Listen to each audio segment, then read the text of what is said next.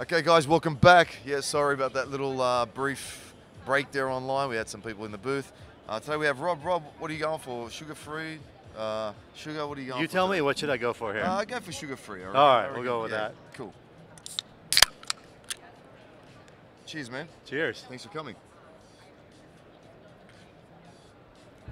So, again, I've cocked up a lot of interest today, so you know what? Who better but you to intro yourself to the world, my friend? Go for it. All right, yeah, well, I'm Rob Simons with Automotive Consulting Services. We're an engineering services firm. We serve aftermarket parts manufacturers and small volume vehicle manufacturers. And we help them with all things engineering. So a lot of what we do is emissions compliance. So we work with the California Air Resources Board and EPA, federal EPA, to help certify your parts or certify your vehicles. But we also do a lot of product development work. So designing products that you see here on the floor, powertrain products, suspension products. I've been in the industry for about 25 years.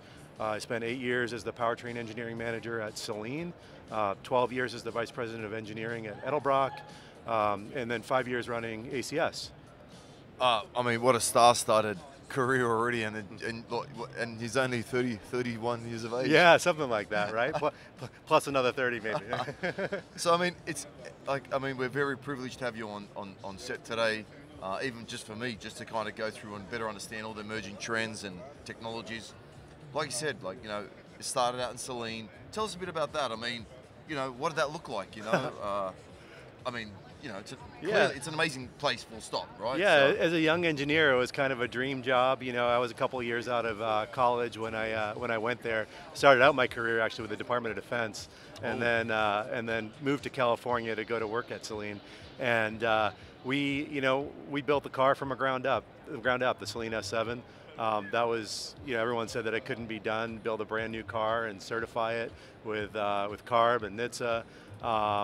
And we did it. It was a very small team on a small budget, and we worked like 1 million hours a day, 7 days a week for several years, and it's probably why I have a lot of the gray hairs in my beard that I do. But learned a ton through that process, and definitely catapulted my career for sure. Yeah, that's amazing. So talk us through the S7. I mean, what part of what do you so the S7, talk me through the car. So it's what engine, what transmission, what driveline. Talk me through that car itself. So, a lot of cars that you see out there are street cars that get homologated for the racetrack. And what was unique about the S7 is it was a race car, designed as a race car, that was really homologated for the street. So the experience driving it was unlike anything else, unlike any other supercar. I mean, it was just raw. It was, had a ton of horsepower. The suspension on it was just unbelievable. But it was a purpose-built race car that was certified for the street. So it was just.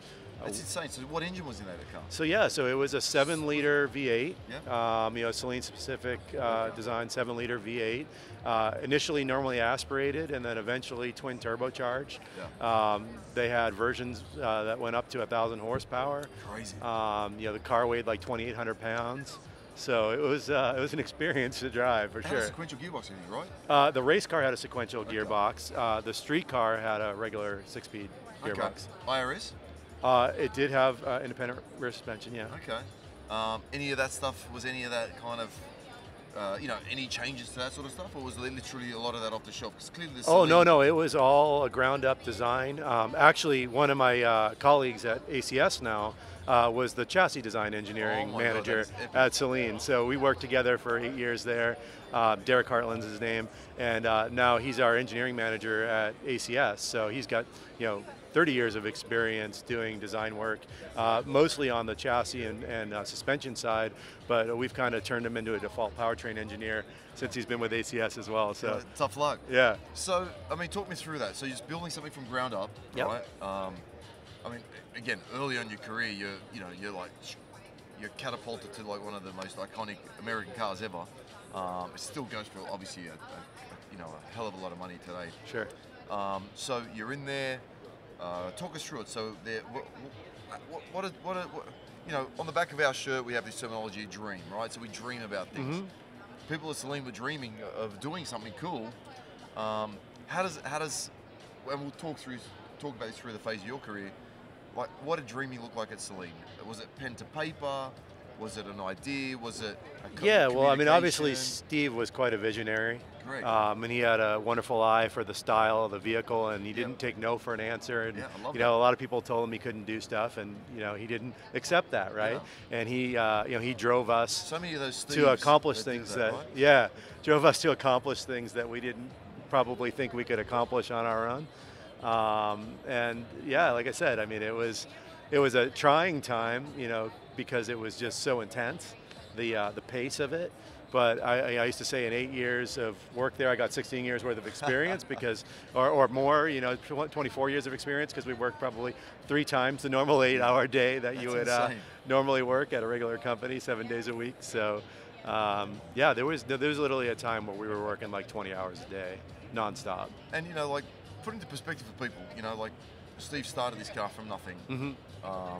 You know, the most expensive part to be innovative in this situation is literally, I mean, you know, just the tooling, the CAD design, not even the CAD design, right? That takes time, but you know, to go out and create an engine block that's specific to your engine, it's a $60,000 mold, you know, a tooling fee, you know, to run a small run. I mean, this is money, right? This is all I money, right? wouldn't.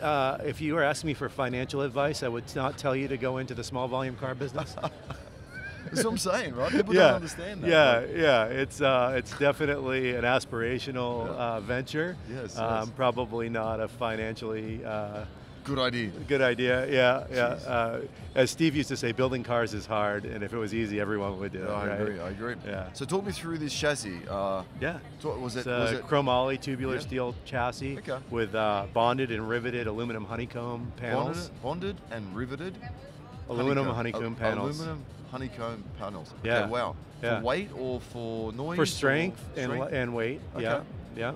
Wow, okay. And so, obviously, you're talking about so the aluminium must have been panels because obviously you can't be cutting. Yeah, no, they're holes just into aluminium. flat honeycomb panels that get bonded in around the tub area. Beautiful. Yeah. And actually, we're going to get into that in a minute. You know, as we get further on into the conversation, you know, there's a couple of cars at Pebble Beach. I forget what the car is called, but they've got a 3D printed, obviously a 3D printed chassis, right? And it looks like a spider web. And, Yeah, is that Singer you're talking about? Or? Not Singer. The Singer's got one similar, but Yeah. it's another one. Okay. I forget what it's called. It's actually a California. I think it's a California-based company, Okay.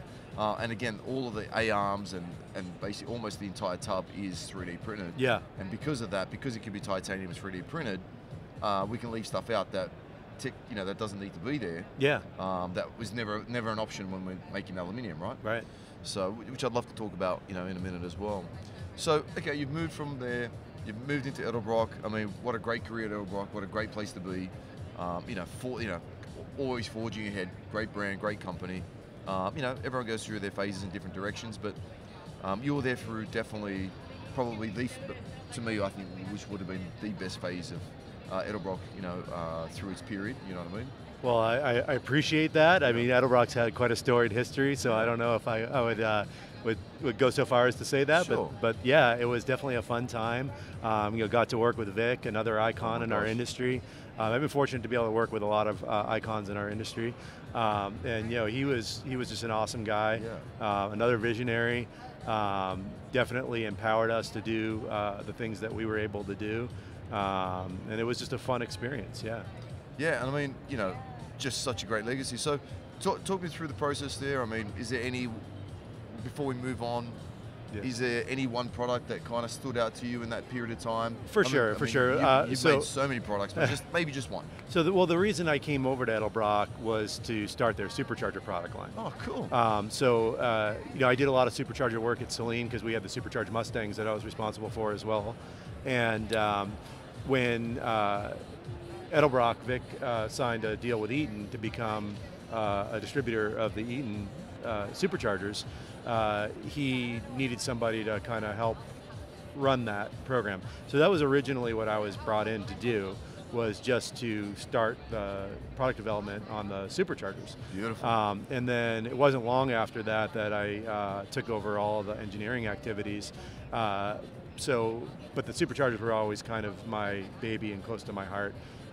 So if you have to ask me, you know, is there one product there that I think I feel like I have my fingerprint on, it would have been the supercharger product line. Yeah, makes total sense. Boy, do they make some good power, those 2650 kits, right? They do, yeah. Beautiful, beautiful blower system. So talk to me about what life looks like today. You know, you're a very talented individual. You know, there's a mark on your back. Everyone wants to work with you. I'm so glad that you're available to all of us now, not just to one good company, but to many good companies. So thank you for that. Thank you for starting your company. Tell me about a typical client. What would be I'm sure you got so many. Some are kind of, and the good thing about yourself is you do handpick your clients, so you can say no, yes or no, wherever you feel like it. But I'm sure there'd be projects that you prefer, right? What would be a fun one? What would be a fun one if you were to go to work on Monday? Yeah. And I don't know, one of your team members would put a file. Actually, this sounds so old school, but put a file on your desk with a new job offer or a new contract offer of doing something. Yeah. I mean, today technically should just be a ping on your phone and go, hey. Sure. But you get what I'm saying. Let's add a little bit of drama to the. That's a hard question, because we do get to work on a lot of really fun parts. We still do a lot of performance parts that make a lot of horsepower, and of course horsepower is fun.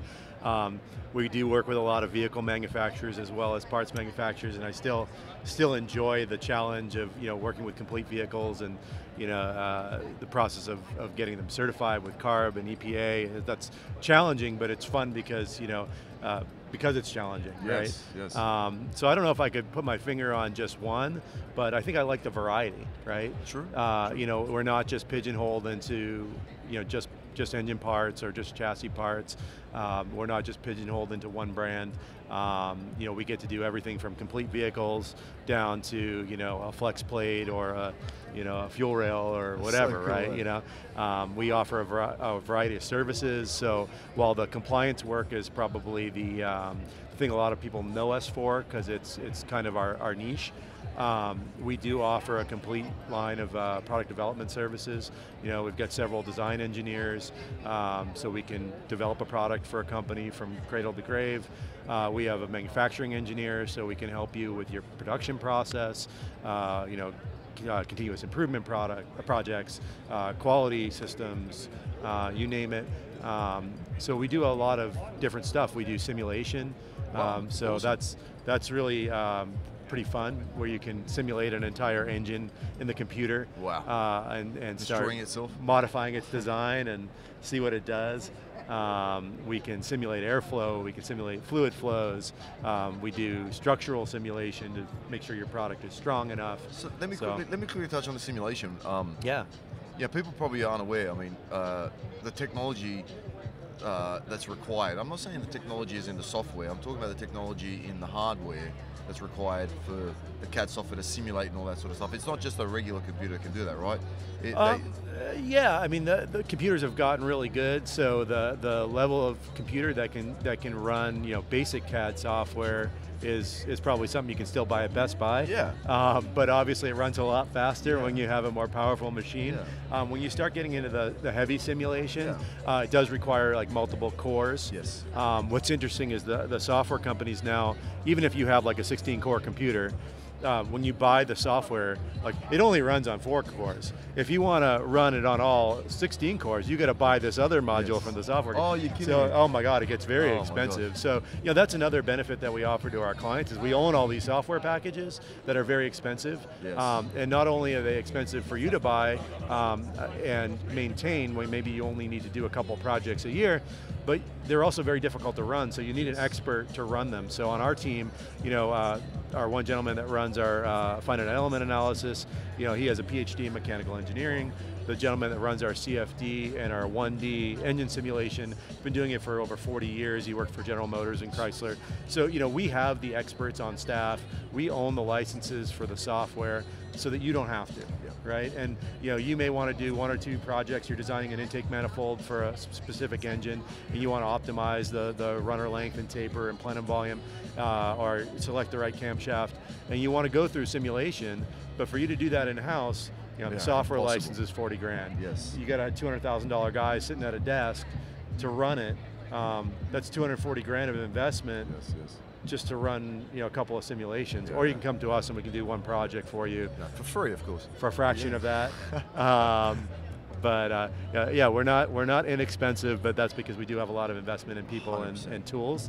But it's it's to benefit you in the end. You're going to make more money with the product because it's going to be designed properly and get to market quicker with these tools. Yeah, and again, like you said, go-to-market strategy is always fun. Faster the better, I guess. And it's funny because we at Speedmaster we use a lot of other than PCs that are designed for SolidWorks and whatnot. We use a lot of anything else other than our engineering department uses Mac. Yeah. And so what we've realized, lately we've been playing around a little bit in house, and I'll get you to touch on it as well. Is Fusion 360, which is very inexpensive. Again, great starting point. We've noticed that our marketing team now, they've got Apple laptops, or Apple computers. They all have Fusion 360 accounts, and not only are they starting to render images and have a good time rendering images, but they're also starting to play around and start to learn into CAD a little bit. I don't know what your take is on that, but do you think, again, are they never going to, be at the level of they need to be to, engineer anything? Yeah. But do you think even playing with something like Fusion 360 is a good stepping stone to like a SolidWorks or whatever's next, or do the two, because some two different softwares are so different, are you better off just learning on a different solution? Just all in retrospect of stepping stones.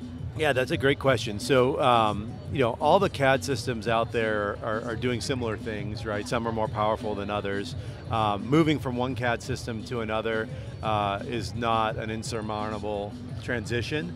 You got to learn the new language, you got to learn, they call things different things and the menu picks are in different places, but the basic strategy is the same. I think where they separate themselves, the different CAD systems, is in their ability to handle large assemblies, and their ability to handle complex surfacing tasks.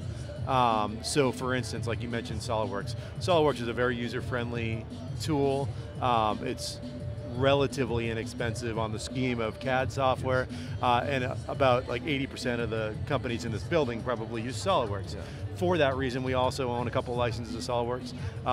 Our preferred tool for CAD is Siemens NX. Oh, nice. Yeah, that's what we typically design in. It's about twice the cost as SolidWorks, but it's also about twice as powerful. So it really allows us to do the complex surfacing that's required when you're doing a cylinder head port, or doing the transitions of intake runners into an intake manifold, or the body of a vehicle, right? So and to handle large assemblies like a complete engine or a complete vehicle, it's used at General Motors to design their whole cars. It's not a DIY type tool. But to answer your question, like if I'm a young engineer and I want to start my own company and start fiddling on CAD and 3D printing and doing stuff like that, I've played with Fusion 360. It's awesome. Okay. It's if you talk about value in terms of what you get for what you're paying for it, it's absolutely huge, right? So, I think you used to be able to buy a license for like $500. I don't know what it is today. I think they're under 500 for a license, and they even have introductory offers for like compared to like $20,000 for an NX license. Yeah. That's a huge disparity in cost for still a sizable disparity in functionality, but it's not 40x. Yeah, so that's right. So it's great that there's tools like that available so that people can get involved in engineering parts and 3D printing parts from CAD models and making drawings and learning that stuff. I think it's fantastic. Yeah, that's epic. So all right, so we've got if again, even if there's no young viewers listening, even for myself, giving advice. So if we hire interns all the time, so if I'm having a conversation with someone, it's like, look, hey, Rob thinks Fusion 360 is great. Have a play with it, test it out. You're California, right? Born and raised? Yeah. No, not born and raised. No, I'm from Boston. Perfect. So born and raised in Boston. What about schooling for this? How does that look? Is it is the curriculum still the same? That's a great question, because I've worked with some amazing product development folks that are very formally trained. I mentioned I've got PhD staff on my crew. And I've also worked with extremely smart and extremely talented individuals that have been through the School of Hard Knocks and do a phenomenal job in product development and other other engineering tasks that don't have the formal education. So however you get the education. Oh, great, so however you get the experience, as long as you have the experience and you can do the job, I think that's fantastic. Is there value at an engineering degree? Of course there's a value to an engineering degree. Is that the only way to get that value? No.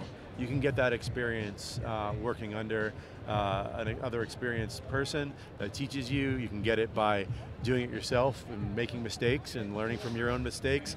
So there's lots of different ways to go through your career, and I've worked with amazing individuals that have had different educational experiences that are equally as talented and brilliant. So yeah. Okay, good. So it's good to know, because I wouldn't have expected that answer for a role that seems to require so much, like you said, really requires a lot of that. I figured the word would be learning, but I guess same thing. In when you're using the Adobe suite, whether you learn it online or you learn it in a classroom, the tool set's the same. You have an outcome that you want to achieve, and as long as you're using the tool set and you learn to use the tools, in the end, that's what it is, right? And so, same with CAD, right? Yeah, I think the ideal situation, if I was advising someone that was starting their, just out of high school and wanted to get into this career, the ideal situation is a marriage of both, right? Sure. So, formal engineering education certainly provides discipline, it provides a process, it provides you with problem-solving skills that are very necessary. And then if you can supplement that with work experience, hands-on experience throughout your education, that's invaluable. That's why programs like the SAE formula teams that are at the universities, or the EcoCar and all these kinds of things, you see what they're doing at the iCar program at the University of at Clemson in South Carolina. You see what they're doing at the University of Alabama. These universities are valuing that hands-on experience in parallel with the classroom education, because there's no substitute for that. If you can be doing while you're learning and applying what you're learning to practical experience, that's the best way. Sure. And I think it's best for that's typically the best way to learn, right? Muscle memory, physically and then mentally. Making mistakes. Don't be afraid to make mistakes. Yeah, that'd be cool. Hey, I've stripped plenty of bolts early on in my career. I don't believe it. I don't believe it. So one other thing I'd like to quickly touch on. I don't know your experience, but hopefully you have an answer for me. All your answers are a rock star so far, so I want to keep pushing the envelope. We did hire, we had an intern for a small period of time, for about 6 months, who did work on an SAE program, right? Yeah. Those little formula cars they build. Are you familiar with them? Yeah, absolutely. I'd love for you to share it with everyone, share what that is, because some people in Australia don't have that. Okay. So what is the Formula SAE program? Or? Yeah. So just talk about it. So obviously, exactly the whole process, because you're starting you're learning your degree, and then that happens at the same time, and it's just so beautiful. So just some background. So SAE is the Society of Automotive Engineers. So that's our professional society, kind of like a SEMA for engineers in the automotive industry, right? And they partner with major universities that have engineering schools, and they create a competition. And the competition is for students to build a vehicle and then compete with that vehicle in various driving and business competitions. So when they build that vehicle, it has to go and do an autocross, it has to do like a start-stop competition, but they also have to do a business presentation on the budget for their vehicle and their business plan for the vehicle. So it really gives them kind of a real world experience of what it's like, on a very micro scale, to build and market a vehicle. So they bring in experienced engineers to judge the competitions, and then they have various categories. So Formula Car is one of the biggest. When I was in college, we did one that's not even around anymore. It's called Future Car. Nice. It was Future Car at the time. So to give you an idea of how futuristic it was, we took a Dodge Intrepid. Do you remember what that was? No. Oh God. I'll look it up. So it was like the early '90s. It was like this big sedan. It was kind of whatever, and we made a series hybrid powertrain for it. So they used a 3-cylinder Suzuki engine, nice. A Northrop Grumman motor, and a Northrop Grumman generator, and a big lead acid battery pack. Epic. And the controller was a Gateway 486 PC Oh in my the gosh, trunk. 486, oh my Yeah, gosh. and we had to integrate all of this to, you know, the engine was coupled to the generator, which charged the battery pack, Yeah. and then the battery pack, you know, provided power to the motor, Yeah. which drove the wheels, and it was all controlled by this Gateway PC. Oh my gosh. We won in 1995. We won the competition at University of Maryland. Go Terps! Yeah, that was a hands-on experience that, you know, coupled with our engineering education, you know, allowed you to kind of get a feel for what it's like to work in the industry, work with partners that were, you know, we were sponsored by Northrop Grumman and other major companies in the area that not only provided us with hardware, but provided us with, you know, guidance and tutelage and mentorship. So it was a cool project. So yeah. wait, let me get this right. It's your fault that there's so many damn Priuses in No, LA. Is that what you're saying, bro? no, I'm not saying that. Is that what you're saying? Oh, it's Trust me, no, I'm not saying that at all. Oh, it sounds like it. No. So You don't know me very well, there man. you go. So it's pretty crazy when you think about it, right? And that's Yeah. why I was just wanted you to explain that, because it is such a perfect program. Yeah. Right? So you hands-on, like you said, you've got the building, you've got the marketing portion, you've got the cost analysis, you've got the COGS, all of the above. And then when this intern came to join us, we're having these conversations, and you know, like he understood that, you know, just basically the scalability of things, you know, the cost of the item, you know, what it costs to make, what it costs to sell, just full stop. You know what I mean? It was an amazing.